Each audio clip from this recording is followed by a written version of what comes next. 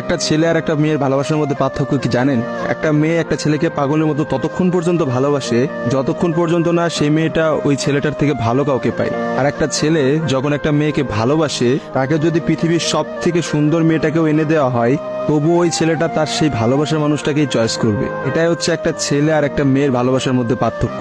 কারণ ছেলেরা কোনো সময় বেটার অপশন খোঁজে না, ছেলেরা সবসময় তার শান্তির জায়গাটা খোঁজে। আর একটা ছেলে একটা মেয়েকে যতটা ভালোবাসতে পারে, একটা মেয়ে তার এক গুণও ভালোবাসতে পারে না। ছেলেদের ভালোবাসাটা ভয়ঙ্কর রকমের সুন্দর হয়, কারণ একটা ছেলে যখন একটা মেয়েকে মন থেকে ভালোবাসে, সেই মেয়েটার থেকে ভালো কোনো অপশন সে কখনো মাথার মধ্যে চিন্তাই করে না। ছেলেদের ভালোবাসার সাথে কারোর ভালোবাসার তুলনা করা যায় না। ছেলেরা তাদের ভালোবাসার মানুষটাকে যেমন অন্য কারোর সাথে সহ্য করতে পারে না, ঠিক তেমনি একটা ছেলে কখনোই তার ভালোবাসার মানুষটাকে রেখে অন্য কোনো মানুষের পেছনে কখনো ঘুরঘুর করে না। ছেলেরা কখনো কোনো বেটার অপশন বা কোনো সুন্দরী মেয়ে দেখলে তার গার্লফ্রেন্ডকে ভুলে যেতে পারে না।